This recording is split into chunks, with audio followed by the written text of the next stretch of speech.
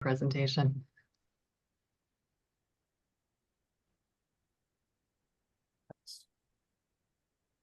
Hi, everyone. Thanks for joining.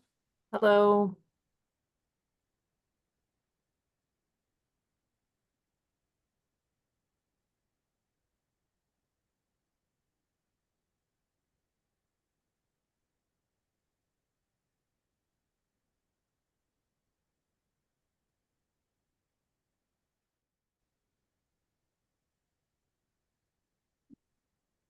Still letting people in. Yeah, we'll wait maybe another minute or two before getting going, and then excited.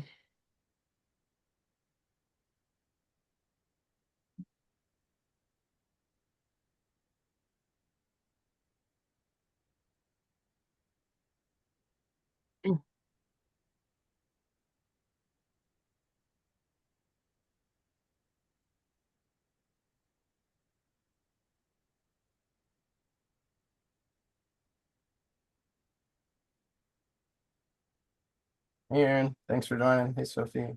St. Jude. Good to see some familiar faces. Hello. Yeah, got a lot of folks.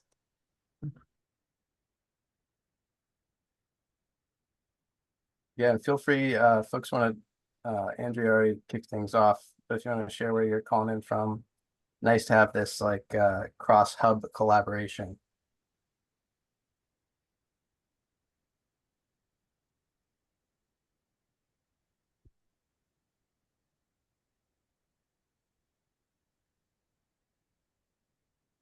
Okay, can everybody see my screen? Just get it all set up.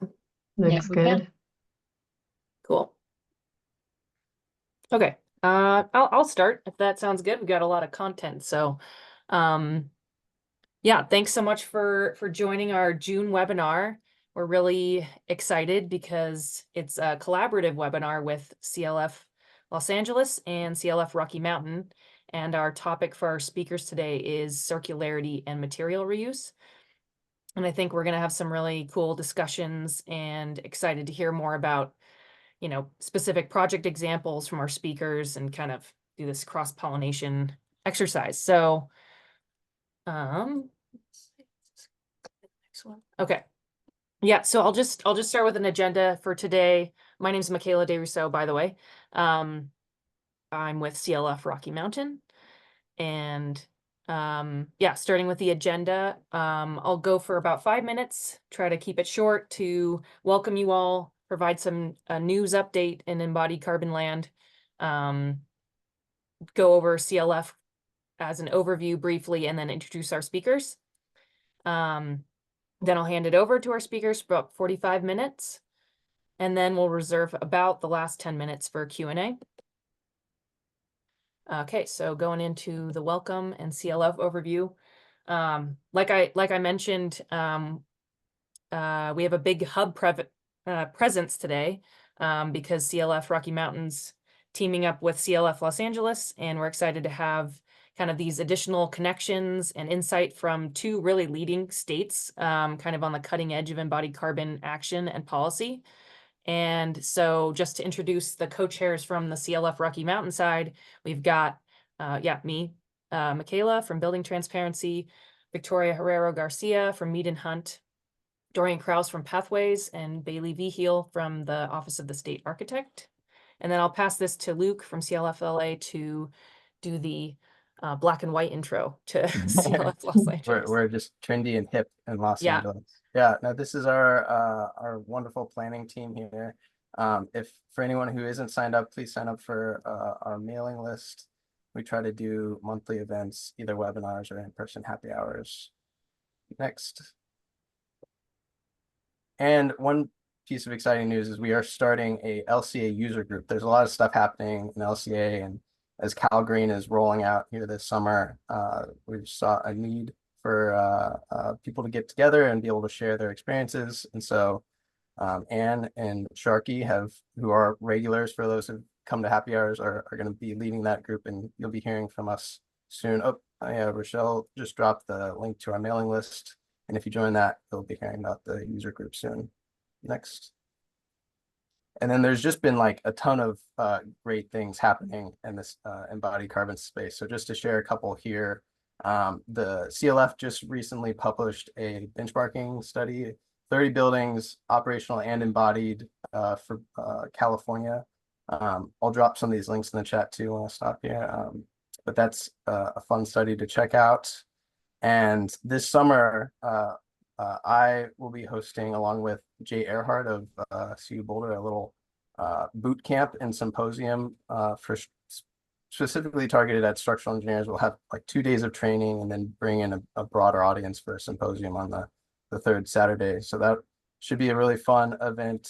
Share the link there as well. And then 2 other kind of important pieces that I'd share. One of which pertaining to this topic is there've been some pretty exciting circularity guidelines recently published by the NYC EDC.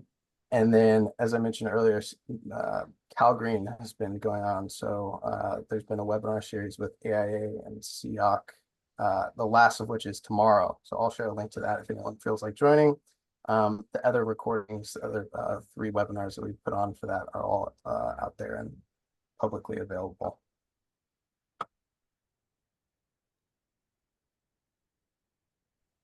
Nice. Okay, and then just quick, we like to kind of distinguish for folks, anybody who's new and interested in the Carbon Leadership Forum and what gets worked on. Just to distinguish, there's the Carbon Leadership Forum, which has moved to now being an independent nonprofit, which hosts research, education, cross-sector collaboration in order to kind of drive and develop data, tools, and policy changes needed to eliminate embodied carbon from buildings and infrastructure. And then we've got on what we're doing today, which is the Carbon Leadership Forum hubs, which are regional groups of individuals. We kind of get together and try to participate in networking, education to kind of amplify the embodied carbon reduction message. So that's the 2 pieces there. Broadly, you can find more. We like to kind of plug generally the carbonleadershipforum.org website, where you can find webinars, reports and resources, and more about the CLF community. Apologies, this is just the Rocky Mountain plug, but you can sign up for our mailing list, follow us on LinkedIn, and you can also reach out via email if you have specific questions at our email. So we can also drop the LA, I didn't mean to dominate the LA links as well. Yeah, and then I want to move on to get into the real content here, which is to introduce our speakers. First, we'll have Maddy Brancaccio with CLF-LA to kick us off by providing an introduction to circularity and material reuse concepts. Then we'll go to Emily Freeman with the City of Boulder to discuss how these topics are being considered and implemented locally in embodied carbon policy. And then we'll go to Alexis Feitel to talk about practical implementation demonstrated by the Boulder Community Hospital's deconstruction, stockpiling, and reuse of structural steel. So yeah, I'll hand it over to Maddy now. Sounds good. There.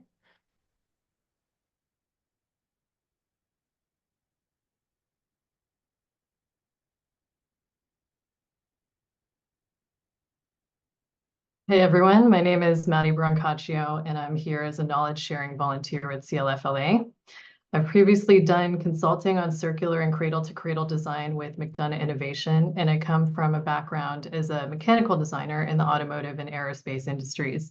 I'll be giving kind of a 15-minute crash course of design for a circular economy. And in this presentation, I'll be referring to the things we design as products. In this context, that's everything from designing consumer goods like laptops and cars all the way up to buildings.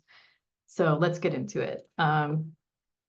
If you were to sketch out the life cycle of a typical product in our current economy, it would look something like this.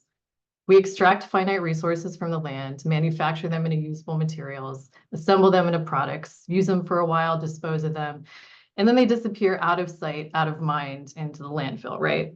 Then if we need more of that material or more of that product, we start all over from the beginning and extract more finite resources, which then eventually end up in the landfill. All the while, during and between each step, we're emitting carbon into the atmosphere in the form of grid electricity or combusted fuel for heat or to power equipment for industrial processing or shipping. Some manufacturing processes even emit carbon inherently, regardless of the type of energy used, such as the conversion of calcium carbonate to calcium oxide in cement production. In this case, a carbon molecule is lost simply as a byproduct of that process in the form of carbon dioxide. All the carbon emissions associated with these steps from extraction up to the point of use and operation, as well as afterwards, is known as embodied carbon. So that's all the red we're seeing. And when we think about going through each of these steps over and over again for every new material and every new product, it starts to look pretty inefficient from both a resource management and a carbon management perspective. What I've shown here is the linear or take, make, waste economy. But what if instead of losing all those carbon-intensive materials and products to the landfill, we could recover them and keep using them over and over again? What if we avoided the embodied carbon steps as much as possible by giving products and materials a next life in the economy? By contrast, the circular economy can be described through the butterfly diagram I'm showing here. We have these two metabolism cycles separated into the biological cycle and the technical cycle, and each has its own flow of respective nutrients. Biological nutrients are obtained from renewable bioresources such as timber or food or agricultural waste. And these resources are used to manufacture products that are then purchased by a user. So far, this part resembles the linear economy, right? However, once we get to the end of the use phase or end of use, instead of going straight to the landfill, most of the biological nutrients are cycled through various potential pathways. We have reuse cycles in which we could redistribute or donate the product to another user. We have recovery of biochemicals and biofuels that could then be used in manufacturing. We have composting, which would then feed back into farming and the production of new biological raw materials. Then in the technical metabolism, we have technical nutrients. These were originally obtained through extraction and mining, but we're going to give them many lives so that we don't have to keep extracting. Once we hit end of use, we can give the product to another user directly or cycle them back to the retailer to be resold. For example, through a re-commerce store, we could send the product back to the manufacturer to be refurbished to working quality or remanufactured to its original quality. And lastly, we could recycle the product. Generally, tighter circles means less transportation, less energy, and less material loss in the overall system, aka less carbon. So what makes a product circular? Circles don't have endpoints, so if we want to keep the circles in the butterfly diagram going, we have to look at what's coming into the product and what's going back out at end of use. So what's coming into our product? Circular products use material that is reused in some way or recycled or obtained from renewable resources with low risk of social or environmental damage. That last part is important because renewable doesn't always mean sustainable or even low carbon. If we use renewable inputs, we should prioritize those that don't contribute to environmental issues like water scarcity or social issues like food insecurity. We should consider how the use of these renewable materials impact land use, directly or indirectly. We obviously don't want to clear cut an old growth forest or transform an intact ecosystem into cropland, right? But we also don't want to indirectly contribute to deforestation by occupying arable land intended for food production, for instance. Now that we've looked at what's coming into our product, now we want to look at what is going back out at end of use. So circular products use material that is recovered at end of use. Material is effectively recovered through reuse, recycling, remanufacturing, refurbishing, or composting within the practical context of the product's use and disposal. So we want to look at infrastructure here. Can this particular form factor actually be recycled in our municipal recycling system? Or is it just going to be contamination? Or do we have a buyer that will accept this material for reuse after deconstruction? So those are the inputs and outputs. And then you have the design of the product itself. Circular products are intentionally designed for next use. So how do we design for next use in the circular economy? Well, as a priority, we want to extend the use of a product by designing for maintenance and repair, adaptability, or reuse. That's those tighter circles we were talking about in the butterfly diagram. So if we can retain the use of a product without having to go back to the manufacturing step or onto an end-of-use step like recycling, it generally means we're emitting less carbon and losing less material. But at some point, the product will reach the end of its first use cycle. We want to recover components and materials from the product at its end of use as much as possible through remanufacturing, refurbishing, recycling, or composting. But for any of these end-of-use scenarios to be viable, the product must be designed to be compatible with them. So we need to design for recycling or design for composting, design for refurbishment, et cetera. It can't keep happening as it often does today after the fact when we're already at the point of disposal. We're just not recovering enough material this way. All these design intentions require careful material selection, as we talked about, but they also require thoughtful decisions about assembly.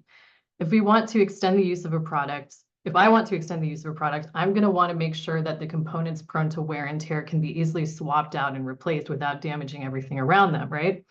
And if I want to recover components and materials after an initial use, I want to assemble my product so it can be disassembled later without sacrificing the integrity of any of the parts. Modular assemblies and the use of standardized and interchangeable components can also establish a continuously flowing market of replacement parts while keeping overall product systems in use for longer. So I have some examples here of circular assembly. And circular assemblies can also enable interesting reuse opportunities internal to the product itself or internal to the user. I could have a product that is customizable through the use of standard connections and disassembly, such as desktop computers. So desktop computers are designed with universal mounts and interfaces. So I don't have to get an entirely new computer if I want to customize it or upgrade it to new specs. Some camera lenses also. I don't have to buy an entirely new camera every time I need a different lens. There's a range of lenses designed to be compatible with my camera lenses mount. That same principle in particular was used in the lighting design of the Amore Pacific headquarters in Seoul. The lighting fixtures throughout the building are designed for interchangeable lenses that can be easily swapped onto the same lighting body to produce vastly different light distributions. 8020 is basically an industrial Lego set. It's a catalog of aluminum parts that can be easily assembled with mechanical fasteners into customizable fixtures. They're designed for disassembly and use a limited set of unique mounts, so you can easily modify them or adapt them for a second use. We use these a lot on manufacturing lines, for example. They're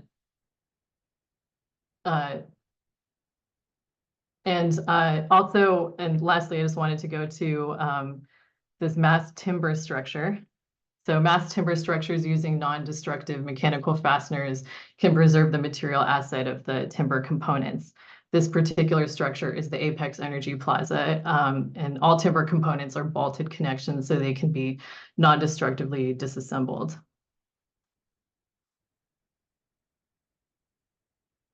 We talked about the importance of disassembly, and here's why.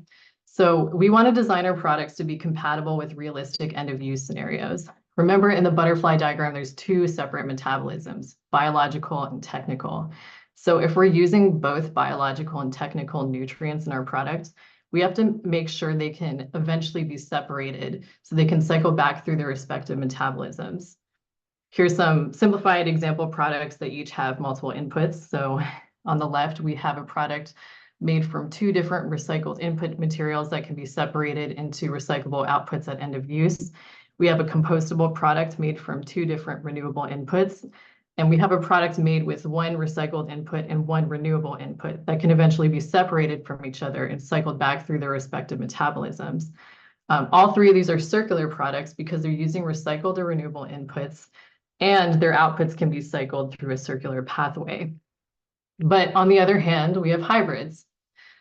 Hybrids are non-separable materials or assemblies that prevent outputs from being cycled back into the circular economy. So on the right side, we have a technical hybrid and a technical biological hybrid. These outputs might get a reuse or two in one of the tighter circles of the butterfly diagram, but after that, they pretty much exit to the landfill. So hybrids disrupt the circle, but we can avoid them by designing for disassembly and making sure we can separate our product into circular outputs.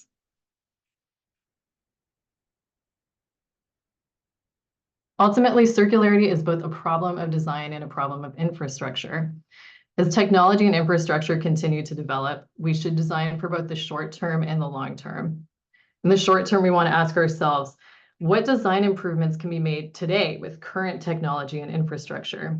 This may involve researching the cycling pathways available to you or initiating partnerships for recovery and cycling. And then in the long term, how can we design our system to push circular technology and infrastructure forward? How can we take advantage of emerging technology and infrastructure?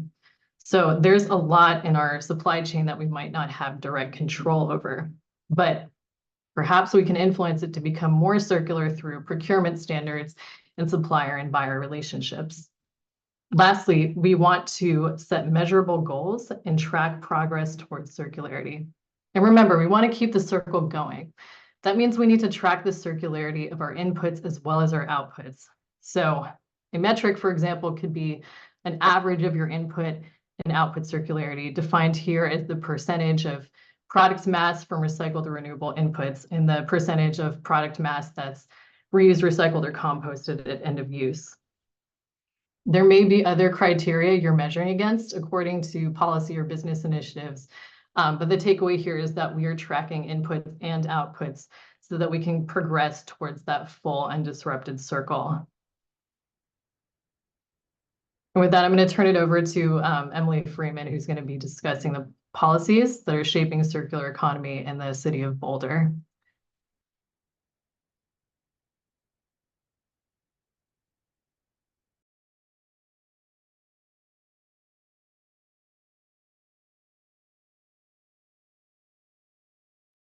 Unmute. All right.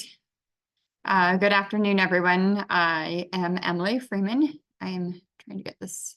We just tested this and here we go.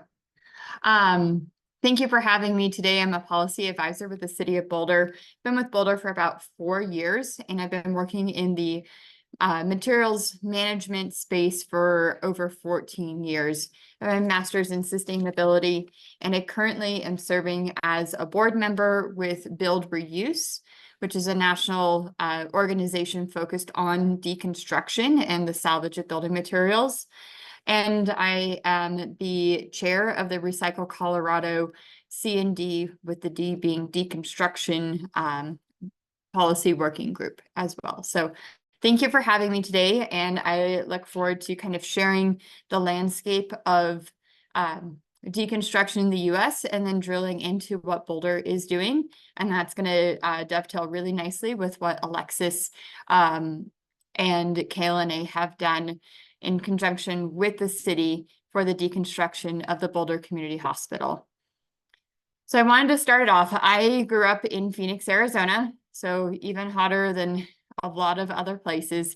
But my family and I would drive up and down I-17 between Phoenix and Flagstaff. And just south of this, where this picture was taken, there was a hill that existed, and I saw it mined as we would go up and down this road. I didn't realize really what was happening, but it's something that stuck out in my mind over the years, and it's a clear memory that I have, is every single time we go past a little bit more and a little bit more of this hill would disappear. And that's really, I think, the first true memory that I have that gone is gone. And when those materials and resources are gone, nobody else in the earth, in our existence, is going to ever either see or have those materials available to them. So I wanted to frame this especially in the built environment, as to why do we care? We've got a couple different stats here about waste generation from buildings, so specifically C&D debris that is coming from the EPA. We're generating more than 2 times the amount of MSW. That's what we would generate at our homes. We're generating more than 2 times that amount each year when we are taking down buildings.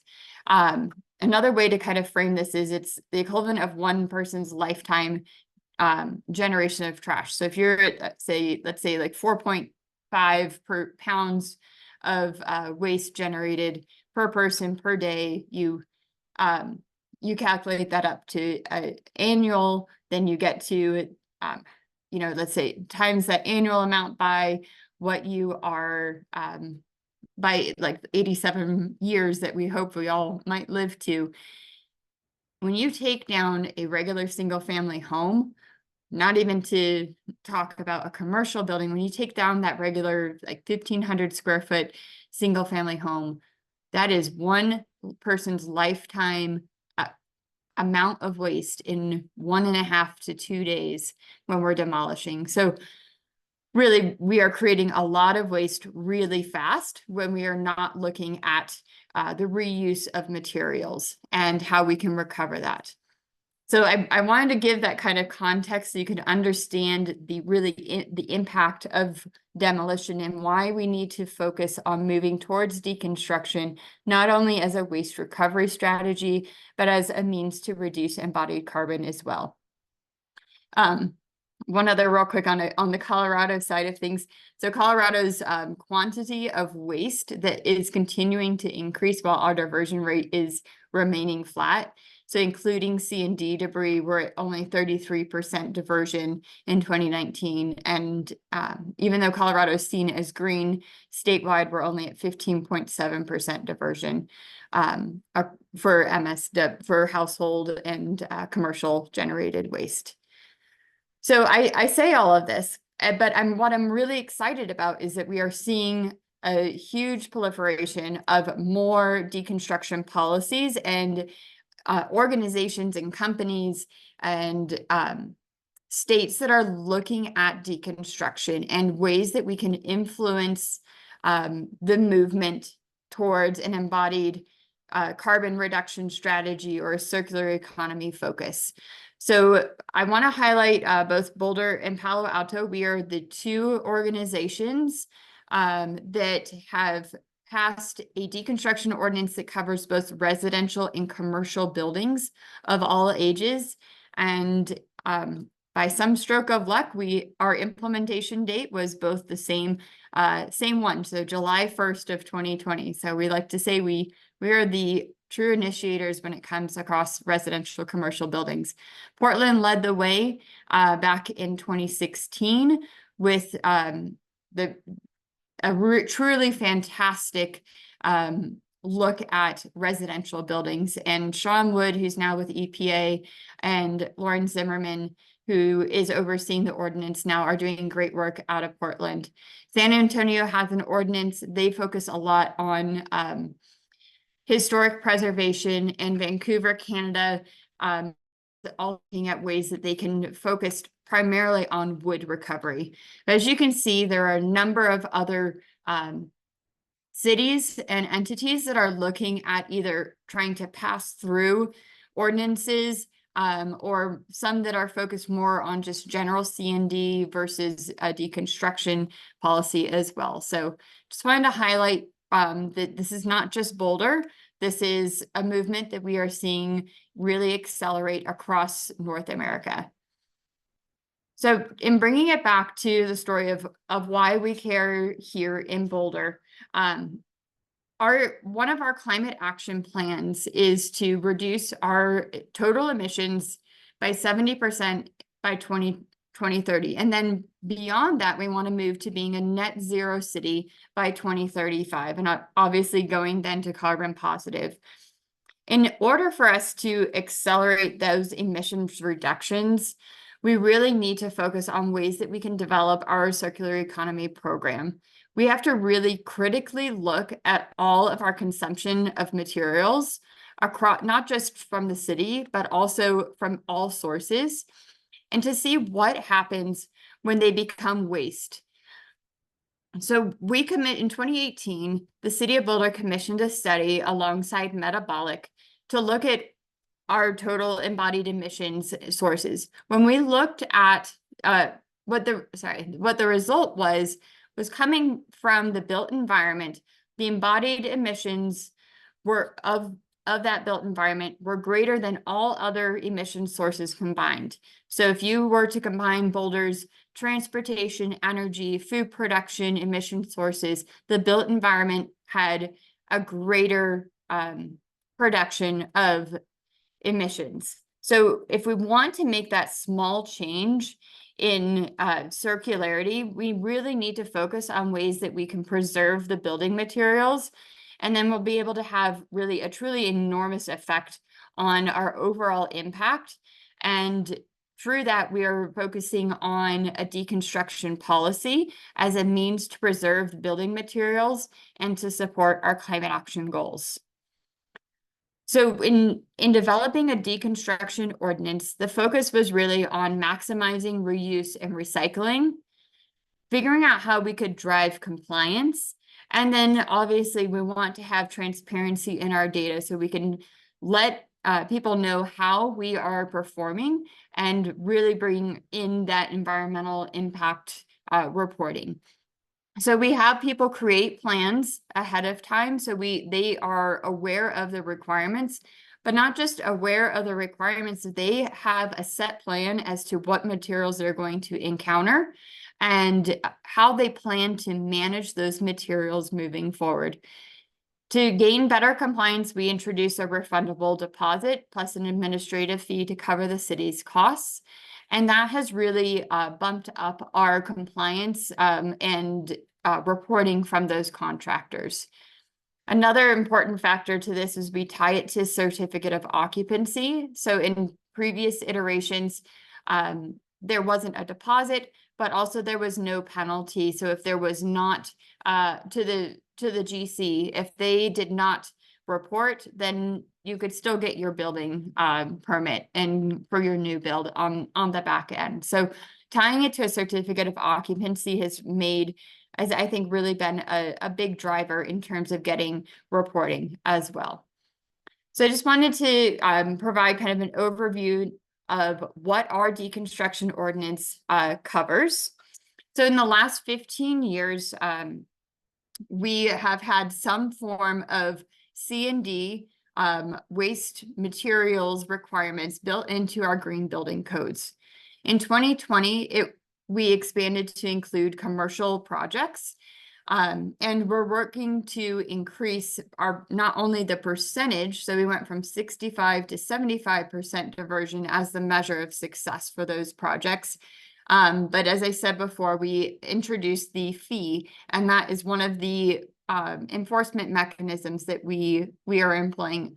And we really do kind of continue to stand by that as a way to drive compliance with the deconstruction ordinance. We are trying to find ways that we can continue to emphasize the reuse and recyclability of those valuable carbon-intensive building materials. So I wanted to give you a peek into where we're at. These numbers are continually fluctuating, and I've broken them out for residential commercial so you can see the impacts of this. Even though we have, I think commercial projects are seen as such larger square footage, when you look at the amount of residential projects that come in, we still need to be focusing on those residential projects. You can see that the square footage, especially for 2021 and 2022, was much higher than the other commercial buildings. So in the city of Boulder, we do have a lot of residential permits that come through. The standout for 2023 is the project that we're going to be talking about, or Alexis is going to be highlighting the work on, is the Boulder Community Hospital was deconstructed and salvaged both for reuse and for recycling. And so that was a almost 260,000 square foot building. And we hit, I think, it was 94.5% diversion when you look at both the interior and exterior diversion for those projects. So some of the highlights on this, I starred out the 58%. In that project, we had a couple buildings with extensive asbestos present. And so the diversion rates, we have the ability to lower that 75% based on environmental factors such as asbestos and lead and mold. Those buildings needed to come down, and therefore their percentages were much lower. So while it looks like the commercial wasn't hitting the numbers in this case, I just wanted to call out that we're being transparent. The numbers were lower, but for a good reason as well. And our numbers have continuing to go up. So we're very excited to see that. So I want to just kind of briefly talk about where we're going. There was one thing I just remembered I wanted to say as well. So both with concrete and steel, which were huge components of the hospital deconstruction project. Alexis is going to talk about the steel, but I wanted to highlight that the concrete was a concrete form building, and that's where a lot of the weight was achieved for that diversion. We were able to crush the concrete on site, and we used the north wall of the hospital as a sound barrier because it was directly against a residential street. So we had zero noise complaints, we had zero dust complaints, or any of those other potential issues you might be concerned about when you're intermixing a commercial and residential project and in terms of scope. So concrete, as we know, has a huge embodied footprint, and by being able to crush the concrete on site, we then filled in that hole, and we're able to, in a sense, reuse that material on site. We didn't have to truck it off site. We didn't have to then truck fill back onto the site as well. So we've got a video that we'll show at the end. I just wanted to kind of highlight that, and then Alexis is going to dig into steel for you. In where are we going? I think everybody would always say that, you know, while we're doing really well and we're alongside the 85% with the inclusion of the Boulder Community Hospital project, I still feel like there's a lot of room for improvement in our deconstruction ordinance. The reason I say that is a lot of the weight right now, like literal weight, is given to the concrete. And so we want to find ways that we can emphasize the actual structure of the building, both for, once again, maximizing for reuse and then for recycling. So mechanisms that we are currently exploring, and this is a picture of one of 6 deconstruction working groups that we hosted in this past year. Ideas that we are exploring are around requiring the source separation of materials on site. There are a couple projects that have very small footprints. So there is a company that offers kind of a mixed C&D container. While we don't have a mixed C&D recycling facility, if you take those materials out, they can source separate those materials on site at a facility in Boulder. So source separation is one of the strategies. We're also looking at increasing the GC, the general contractor responsibilities. So make sure that who they are hiring as the subs, who they are requiring to take down the buildings, are really understanding the scope and are going to be successful in that. We're looking at different incentives to maximize, put a little bit more emphasis on the reuse of materials and trying to weight that in terms of the percentage diverted. We are also working on different lumber policies. So I mentioned that in a previous slide, or I had it up on a previous slide, that Oregon and Washington have both passed statewide codes that allow for the regrading of salvaged lumber for structural and non-structural uses. And in the ICC 2027 updates, I have been working and partnering with the city of Eugene, who is leading the way to try and incorporate salvage lumber to be called out as a reuse, allowable use in in buildings. So tying that right back into working with our building code officials and getting those building code updates as well. So we can't do this without partners. So it's, you know, just like the CLF with our Rocky Mountain Hub, but other organizations that we are working with are the Colorado Mass Timber Coalition, the Colorado Green Building Council, and the local chapters of AIA and USGBC. So wanted to say thank you to everyone. You guys really contribute to our knowledge as well. And that's what I've got for you. So I'm really excited to pass this off to Alexis, and she's going to dig into our project. All right, thanks, Emily. I'll get my screen shared.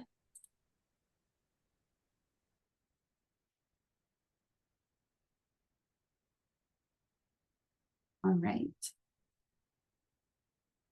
So as Emily said, I'm going to be talking about the Boulder Community Hospital. This is my favorite project of my career, and it's really shifted my perspective of embodied carbon reduction opportunities and really opened my mind to the potential of structural component reuse. So I'm really thrilled and honored to be sharing this with you today. So I actually presented this case study 1 year ago to CLF Rocky Mountain. I focused more on the embodied carbon of steel and got more into the weeds about the hospital process itself. So check that out.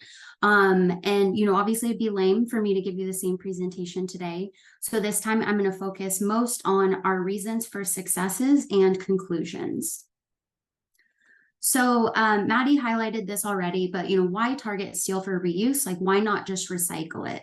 So steel tends to be our most GWP intensive structural material by weight. And if we look at the AISC industry average EPD for hot rolled sections, even when we consider the cleaner electric arc furnace process and high recycled content, 88% of that manufacturing process is attributed to the of the molten steel and creating that steel shape. So at this point, that can really only be avoided with reuse. So this is a very oversimplified history of Boulder and KL&A and kind of how we arrived at this project. So Emily already highlighted this a bit, but I'll touch on it again. So Boulder, you know, started with measuring their city's impacts, which really led them to understand the significance of buildings, both in terms of carbon and waste. So from there, they developed their deconstruction ordinance, which applies to all commercial and residential projects. And then for KL&A, we are primarily a structural engineering firm. We have a history of material reuse and steel reuse on much smaller scale projects. And then in 2019, we started our embodied carbon group, which we call Team Carbon. At that point, we became signatories to the SC 2050 challenge. So at KL&A, we have combined expertise in structural engineering, steel construction management, and embodied carbon, and this really kind of set us up to take on the hospital project. So KL&A was originally contracted as the engineer of record for Fire Station 3, which I'll explain a bit more. And that's ultimately how Team Carbon got plugged into the deconstruction planning of the hospital. So to introduce the two projects briefly, so the Boulder Community Hospital is 250,000 square feet. It was originally constructed in 1957 with numerous additions and renovations through the early 90s. It was sustainably deconstructed in 2023. One portion of it will be renovated for city offices, and the rest of the site will be redeveloped in the future. And then for Fire Station 3, this was the first project to successfully install the salvage steel. I really want to highlight that the success of these projects is credited to many individuals, and this really has been a joy to work on. The City of Boulder has been an amazing partner, and it was truly the most collaborative on-site experience that I have had. So for this project, you know, the goal was obviously we needed to meet the city's ordinance. We wanted to prioritize reuse and illustrate circular economy within the city. So this project actually achieved 94% total diversion of the entire building. So that includes the interiors. And then if we look at the cost premium for deconstruction was about 19% premium over traditional demolition. And then Fire Station 3 realized a $7,000 cost savings compared to new steel. So this project is the first fully deconstructed building in North America and the first steel stockpile of its kind and scale. You know, obviously material reuse is not a new concept, so I definitely don't want to diminish, you know, the efforts of those that have been pursuing circular economy for decades now. But I was frankly shocked that this had not been done before. You know, both KL&A and Boulder, we didn't do this to be the first. So I think naivety was a benefit to us.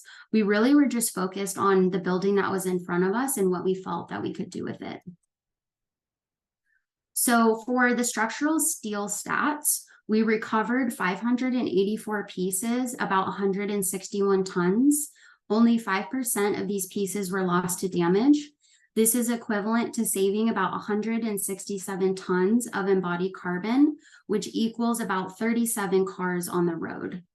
89 of the pieces were immediately implemented into Fire Station 3, and about 325 pieces in total have been claimed or implemented into new construction to date, which means we have about 260 pieces left and they are available to Colorado projects. So keep that in mind and shoot me an email if you're interested. So this is a map of the hospital. So obviously there are much more materials than just the steel, but this is a map of the steel, where it came from, where it went, and a list of all of our reuse applications to date. So the steel came from 2 different sources within the hospital, and at this point has been implemented into over 20 different end uses. So the joist and then metal deck and miscellaneous steel was all recycled. And then all of the wide flange and HSS pieces were recovered and stockpiled. And then here's an explosion of all of our end uses. All of these projects are located in Colorado. We engaged with a total of 33 projects or professionals so far. And I honestly thought that 3 projects would get the job done and that would be easy peasy. This has been the most challenging phase to execute for KL&A. So looking at the different kind of tiers of reuse. So tier 1 is direct reuse. So think of these as, you know, IBC conforming projects, commercial projects, multi-story, where steel would typically be used. And then our tier 2 projects are, most of them are residential. Think of them as smaller scale structures, or even in some cases, non-building structures. And in these cases, the steel member isn't working as hard structurally. And then we have an indirect reuse case. So in this sense, it's somewhat downgraded because it's not being used structurally. We reserved a lot of our really small pieces or damaged pieces for our installations for the city. And then we had 11 projects that engaged with the stockpile but did not proceed. So in some cases, you know, that their application really didn't match well with what we had available in our inventory. And then in other cases, the project cited larger budget issues, which kind of exacerbated their concerns with the unknown process and schedule. So as is typical for innovation in design and construction, significant obstacles are assessing risk, cost, and quantifying uncertainty. But there were 4 really key logistical factors that enabled us to advance. So there was a single owner for the deconstruction, stockpile, and new construction. And then the deconstruction and new construction schedules aligned. There was stockpile laydown space available for roughly 2 years. And then we connected pieces of salvage steel to end uses prior to deconstruction. Here's a map of our general process and workflow for the steel. Some fundamentals about this process is that each piece was individually tracked, so both physically and digitally. And then fundamentally, we approach this process from the perspective of the end user, which is structural engineers. So what would a structural engineer want and need to know to feel comfortable to design with this steel? And when would they need that information? So this process really isn't complex, it's just methodical. So we developed a very clear step-by-step process with buy-in from the on-site team. So KL&A Team Carbon was contracted to develop the processes and requirements for the steel reuse. but I want to clarify that we were not the deconstruction engineer.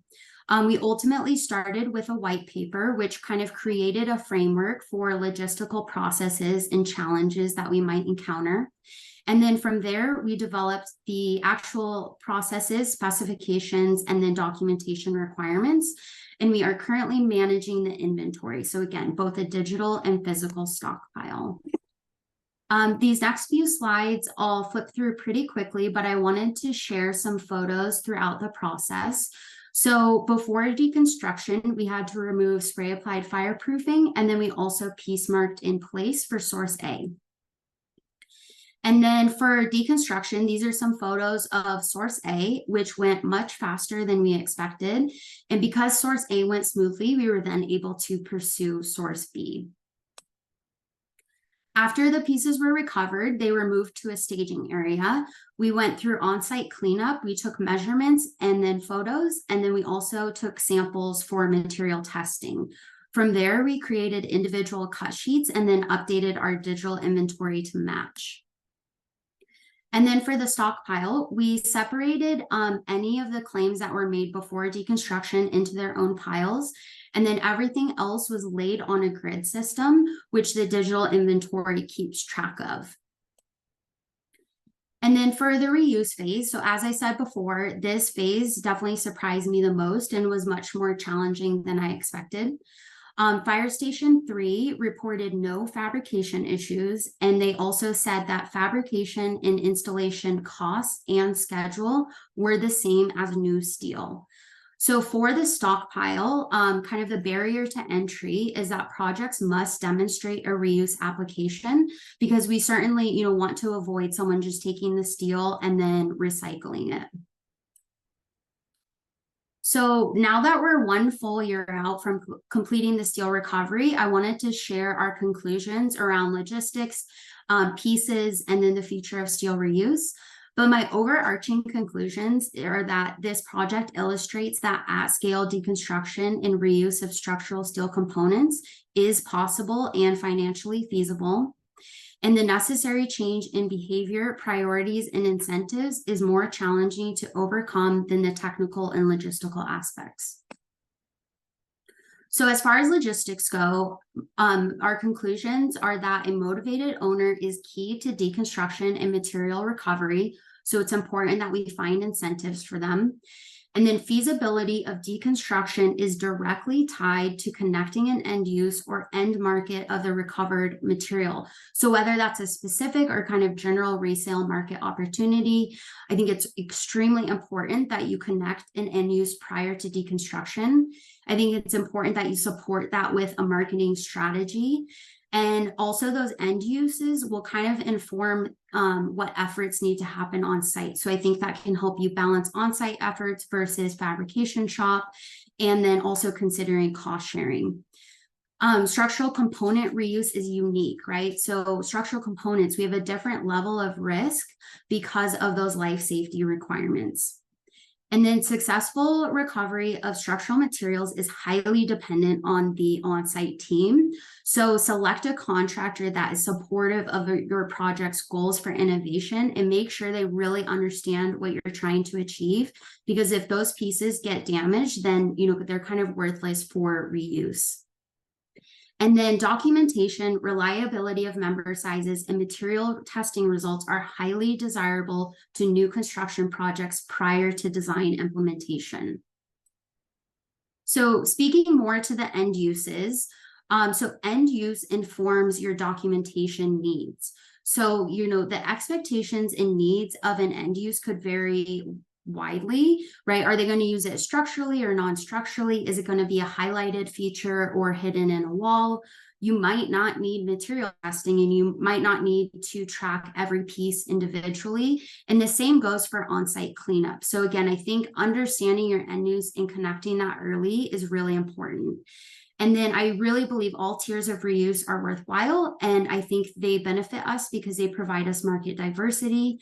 And, at the end of the day, any type of reuse is avoiding new material.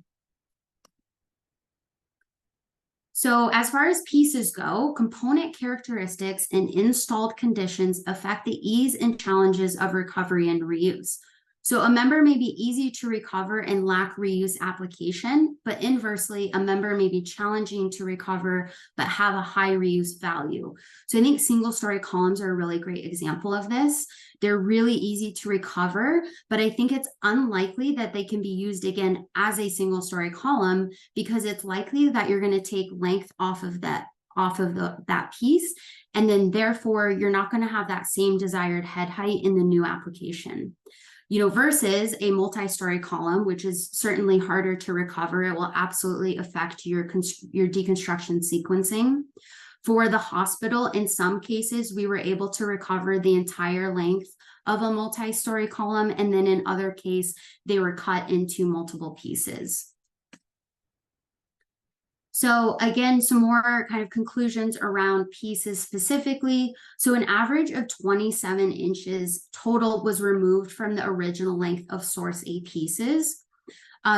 Lengths over 25 feet are highly desirable for framing. Lengths less than 15 feet, I think, are less likely to be reused as framing. But then short pieces, are great for other applications like canopies, mechanical screens, and signage. And then as far as our components go, our deconstruction team stated that thicker gauge pieces were much easier to recover and handle because they didn't flex during construction. And then, curved pieces, built up sections, custom sections, things like that, may not be appropriate for general reuse.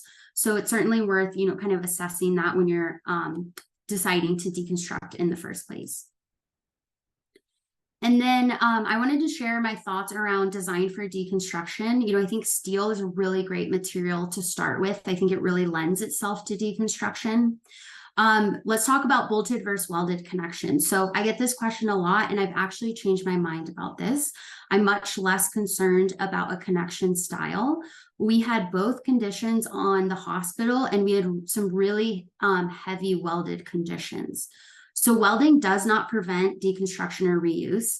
It certainly affects your deconstruction procedure and sequencing. It's going to affect your recoverable and reusable length. But I think it's very unlikely that a piece will get used exactly as it is with its end conditions, at this point. That precision is very high, right? So the size has to match exactly the length, your connection capacity type, and orientation all would have to line up with that end use application. So I think it's much more likely that projects will trim the ends and then start clean with their own fabricated end. So I encourage you to prioritize piece reuse and not necessarily connection reuse. And then I think for designing for deconstruction, really thinking about maximizing your like sizes, lengths, and connection types. If you're designing for adaptability, I think you kind of automatically get that more consistent geometry. And then I think it's really crucial to think about how you're interfacing and interlocking materials. So, composite deck is composite steel is a great example. If you have headed studs kind of locked into your concrete, I think that makes it very difficult to separate and, recover that steel without damage. So these are my last couple slides. So for future steel reuse, I'm very optimistic about this. I think that there's a lot of momentum in embodied carbon intelligence, in circular economy in the building industry. So I'm really excited to kind of see where this all goes in the next few years. I think as far as information goes, we really need environmental product declarations to kind of support these claims of sustainability. We need holistic comparisons of demolition versus deconstruction. And I think digitization of our building stock would go a really long way, right? That would allow us kind of predictive material inventories and make it much more effective and efficient to connect those end uses. And then obviously, there's so many opportunities for innovation in this space. Obviously policies and incentives is a really crucial one, but I think, there's a lot of opportunities around specialty businesses. And then I think also technology and automation is a really big one as well. Our project, we were very manual with our steel inventory. So I think there's a lot of gains that could be had with automation. And then my last slide, I just wanted to make a quick plug for some recent initiatives. for circular economy and salvage steel. So the SEI Sustainability Committee has a circular economy working group, and we will be publishing a database of circular case studies within the SE 2050 database later this year. And this project will be one of those case studies. And then I'm really excited to see AISC, really developing more sustainability and steel initiatives. And then if you haven't already, or if you're not familiar already, Cleveland Steel and Tubes out of the UK is a really awesome company. They have already demonstrated at scale steel stockpile.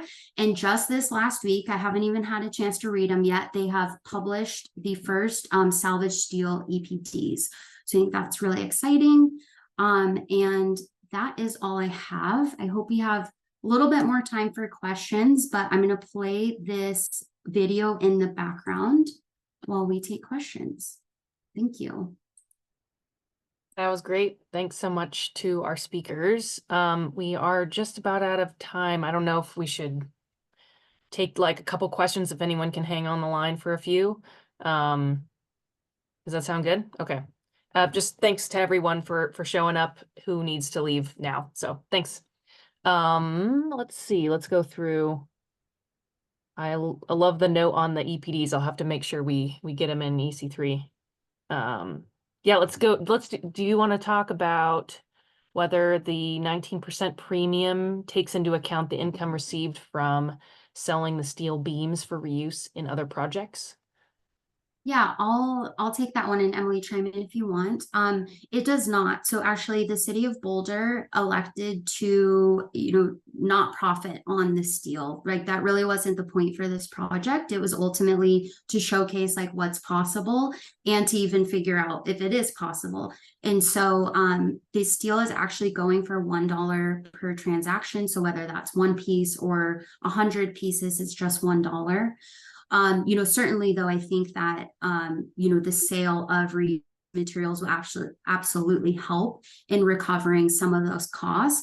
But I do think that, we have to acknowledge that I think deconstruction will be more expensive than demolition. It's a more methodical process. And so I think we need to find ways to either accept those costs or find ways to recover other costs. Especially in the commercial environment, I think that everything Alexis said is accurate. When it comes to residential projects, there are ways that property owners can utilize IRS tax write-offs to help offset the cost on a residential scale. So depends on, I think, the scope that you're talking about as well. Yeah, good note. Let's see. Maybe Alexis, could you give any extra insight? I think you mentioned some testing of the steel components, but there was a question. Did the steel components have to be retested or recertified to confirm structural capacity? It sounded like yes, but is there any extra context there? Yeah, so we did, here, let me hit the replay on this video real quick.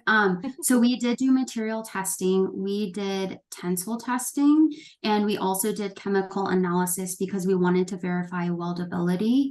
I think material testing depends a lot on your source, like what documentation do you have about the steel originally?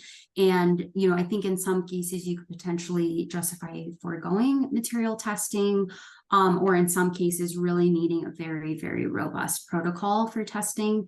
We tested about 10% of all of the pieces. Gotcha. Can I also follow up with that? Did you Yeah. have existing drawings and like material specs from that?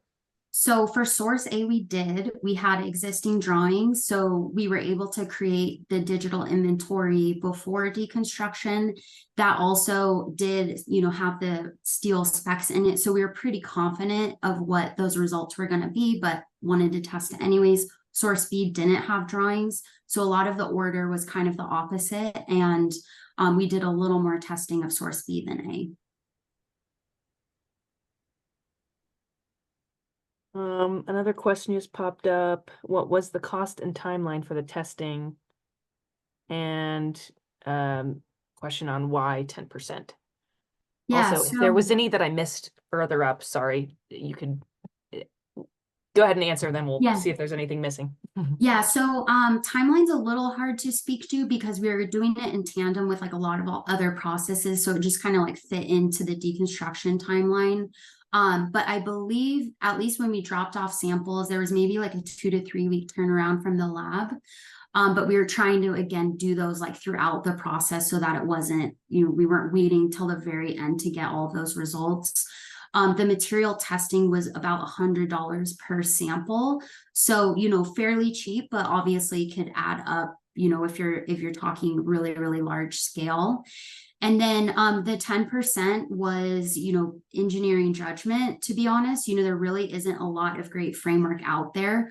So we relied on some of ASCE's seismic evaluation documents, as well as the Cleveland Steel Institute that I referenced. They have a document with iStruct-E that was published, I think in 2020, that lays out their material testing protocol. So ours aligns with theirs pretty well, except for kind of that percentage. But we were comfortable with the 10%, again, because we understood where the steel was coming from. We knew the date of construction. And so we were pretty confident, had the testing come back with, bad results, we definitely would have bumped up that percentage and then tested more pieces, if not all of them. Great. Let's see, what am I missing? There was There's one, one other what was question the about deck? the deck. If Yeah. the deck was composite, and I think you'd mentioned that it was recycled, but I just wanted to confirm too. Yep, so all of the floor, so we had composite deck, but not composite steel. So all of the deck, whether it was floor or roof, all got recycled. And, as you can imagine, that's a pretty thin material. I think that would be pretty difficult to recover without damage. So yeah, that was recycled. Sorry, so how was the deck connected to the steel beams? It wasn't with shear studs. Oh, it was just welded down. And they Okay. were pretty easily able to kind of like pop those up. And on the pieces, you can see some of those like weld locations, but fairly easy to separate. So when you say composite deck, it was just like like a sheet metal deck with concrete infill, or it was okay. Exactly. Yep, exactly. But the steel wasn't composite in that the steel did not have headed anchor studs that were cast into the concrete. Okay. So the deck was concrete because of vibration or something for the hospital. Yeah, and that's a pretty typical, steel system floor would be composite metal deck. So, there's like 2 to 3 or 3 to 4 inches maybe of concrete, and then on that fluted deck system. Okay. I think maybe in the interest of time, maybe we leave it there. What do you think, Yep. Michaela? This has I think been that's really great. We're not fantastic. having Yeah. tons of I would- questions flow in. We can let everyone. Yeah, I want to No. say thank you so much. Really wonderful presentations. And I mean, thank you for all the work that you're doing. And I think it's a great precedent and would love to see more of this in Los Angeles and elsewhere across the US. So yeah, just can't say thank you enough for not only doing it, but then sharing with us today. Of course. Yeah. Thanks for having us all. Thanks for Thank being you. here. Yeah, We'd love to thanks see again, more you as well. guys. I did see copy of presentations and shareability, so we'll post the entirety on our YouTube link and we can send that out on our channels and share it with CLFLA. And then I'm not sure about, slide sharing and that sort of thing, but I don't know how the presenters feel about that. We'll share Maybe what we we just- can, and there will be a recording posted. Cool. Yes. Well, assuming I'm not sure if we've gotten approval. We'll share what we can. And I think there's already been a request for a future design for deconstruction webinar. So there will be more opportunities. Thank you Awesome. so much. Thanks all. Thanks all. Have a good one. Bye. Thanks, everyone. Thank you.